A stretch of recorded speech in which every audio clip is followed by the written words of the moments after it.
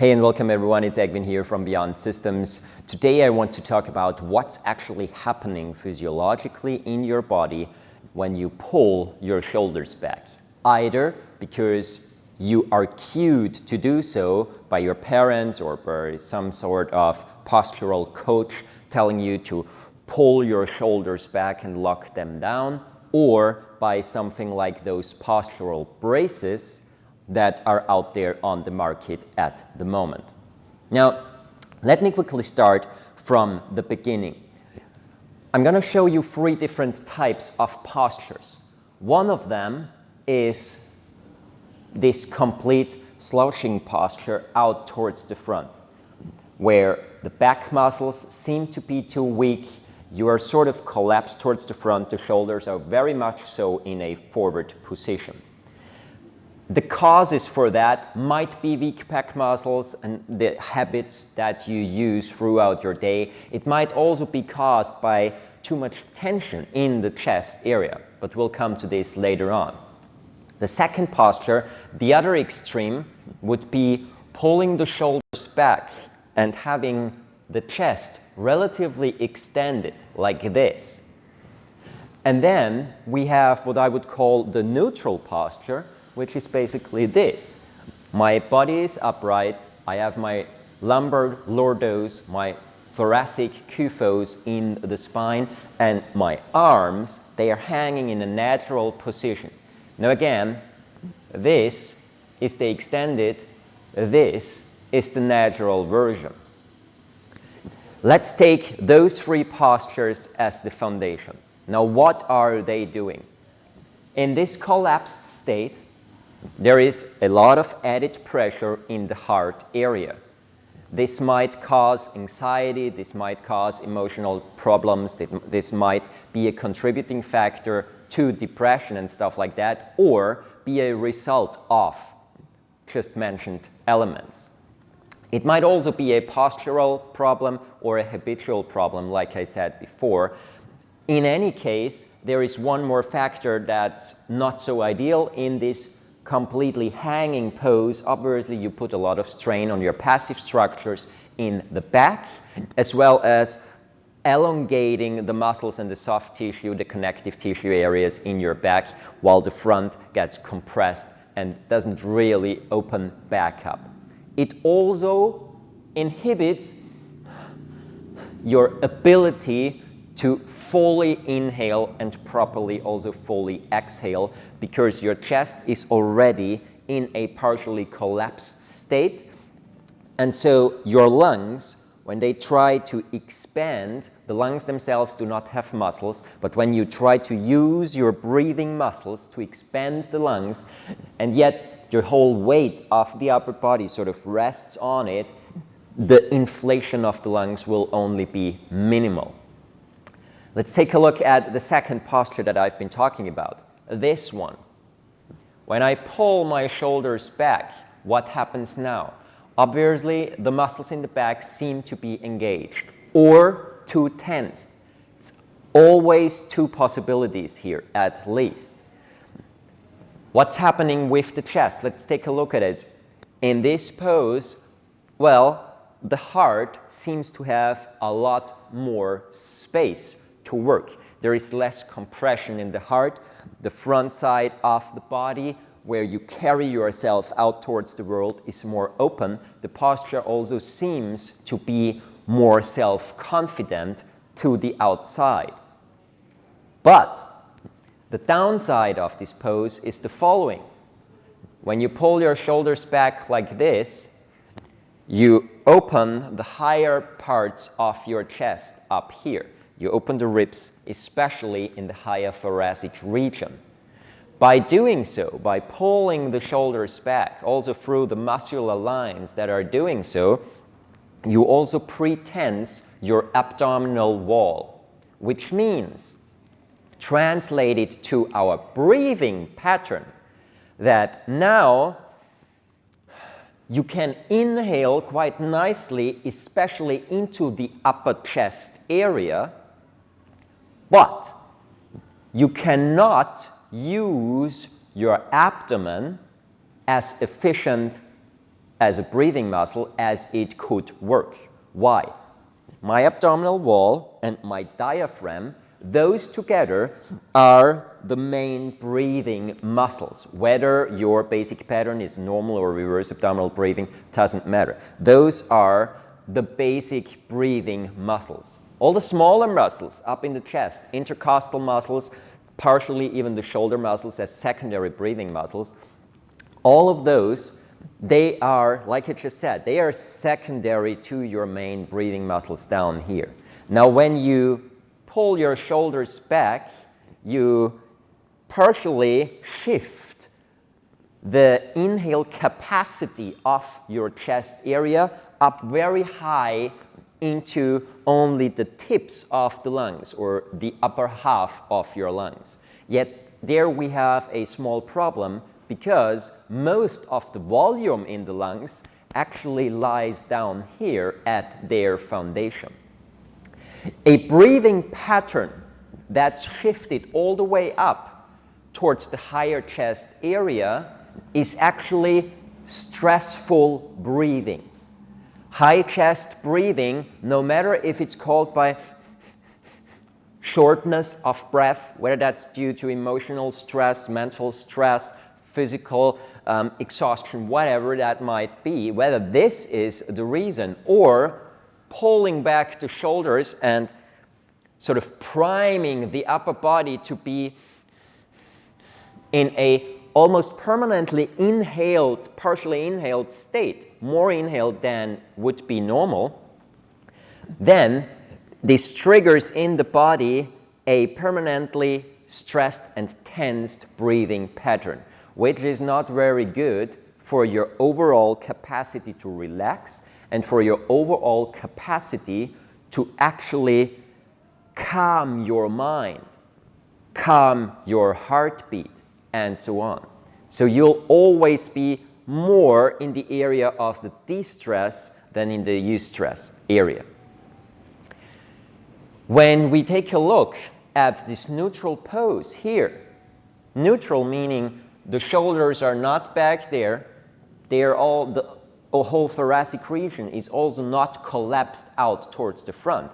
The spine is in a neutral pose, and from this neutral pose here, my shoulders, rather than sitting back there, are allowed to sink so that they, if this is my chest, so that they, rather than being pulled back, sort of rest completely on my rib cage. You see from the front, this does not look like a collapsed posture at all. It's just me having my shoulders in neutral. When you take a look at it from the side, see, this is perfect posture. Now my shoulder is actually in alignment with my hip. If I pull my shoulder back like this, one of the reasons why my abdominal region engages and I have less possibility of expanding the belly in this pose is actually because I shift my center of gravity slightly backwards, creating the need for my abdominal region to counterbalance that, because now my shoulders, they are not aligned with my hips anymore. Now my shoulders are actually behind my hip joints. This might be slightly different if you have a very strong lordosis. Then when you pull the shoulders back, they might still be aligned with the body, but then your structural problem actually lies in releasing the lumbar spine rather than trying to get the kyphosis back out of the body. So this is still a very confident, a completely neutral, and most importantly, completely mobile position. From this, you can bend down, you can come back up, you have all possibilities of movement, whereas when you pull the shoulders back like this, or you're slouching all the way out towards the front, mobility is limited. Now, whether it's a cue of you constantly trying to pull the shoulders all the way back, or it's one of those postural braces, whether it's the brace or a postural t-shirt that pulls your shoulders back and pulls you into, quote unquote, a healthy posture, doesn't matter. All of those apparatus, they are all overcorrecting.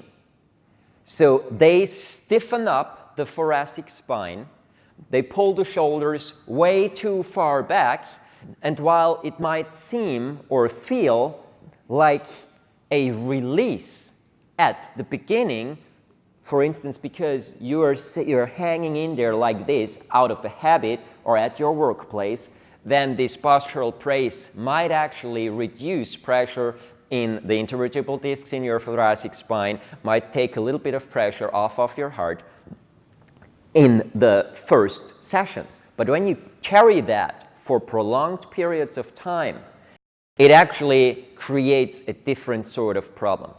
It raises the body internal stress levels, it shortens your breath, and it works against natural breathing mechanics which connects you with your body. So it pushes more towards a mentalized state rather than an embodied, healthy mind, body, emotions connected state. That's very important to understand. There comes another problem with things like postural braces. When you put on a postural brace and you rely on that to keep you in a specific posture, then your muscles do not learn anything. You partially correct the poses of the connective tissue, which, by the way, will not be corrected fully unless you have actually therapeutic help with that. And then the second part is that if you always have an external force, like a postural t-shirt, a postural brace, working on your body, your muscles will actually unlearn even more of the tasks that they should normally do. So what's the solution to this? I would highly recommend to anyone out there with postural problems to really take the time to work on fixing the problem for a mid to long-term perspective, rather than trying to get a quick postural fix, because I can put on that brace. It doesn't take out any time, any additional money, rather than maybe a couple of bucks to buy that brace. And so I think I do something good for my health. You might do, but only on a short-term solution, and eventually you create more problems down the line. So whenever we are talking about postural things, I always encourage people, dedicate the time to find out what is the main problem in posture. Are it the arches of the feet, where many of the postural problems upstream eventually originate from? Is it the structure of the hip joints? Is it weakness in the coordination between your glutes and your hamstrings and your quads and your hip flexors and so on? Is it a weak or unfunctional core? Not always it's a problem of weak muscles. Sometimes it's just not functional. Sometimes the muscles just don't know how to coordinate with each other. And that's actually probably one of the main postural problems out there, is not weakness in the muscles per se. One of the most prominent problems is the inability to coordinate them properly. And so there are many exercises out there one can do, and I have no time in this video, obviously, to talk about all of them. This would take hours and hours and days probably. But just so you are informed, using a passive method or even your own muscles to pull the shoulders back takes you into another problematic state, which is shortened high breath, which increases the stress levels in the body in a different way than the compressed version. Plus, eventually also with this pull back, due to limited motion of your abdomen and your diaphragm, it will put pressure on the heart again, just in a slightly different way. And it will limit your ability for counter-rotation of the upper body, healthy counter-rotation of the upper body, when you walk, which is very important. So everything comes together. Long story short, I highly recommend you dedicate time to correcting your posture, your hip, the functionality of your muscles first, rather than just focusing on strength training, get a professional, either me or some other trainer who is really trained in this, who can really find out what is your specific issue that needs fixing in order to correct the underlying spinal structure. Because from there, the shoulder structure comes natural. And that's it. I hope you enjoyed this video. There are a couple of things in there that help you to understand this topic. Have a wonderful time. Check it out, check my channel out if you want to know more about core functionality, core strength, how to use the muscles properly using your mind, and so on. And subscribe to the channel if you like what you see up there and you want to stay up to date with more postural infos, with more things that have to do with moving the body properly and getting back into a sustainable movement practice. That doesn't have to be 50 hours a week. That is just something that you can add in tiny little bits to your schedule, and then eventually by doing so creating a training that is no similar from your regular day, because you're just very aware and mindful of what you're doing without taking away any time or efficiency in all the other tasks that you want to do. All right, have a wonderful time. Thanks for watching. If you have questions, leave them in the comment box down below. For more complex things, reach out to me personally, and have a wonderful day. Bye.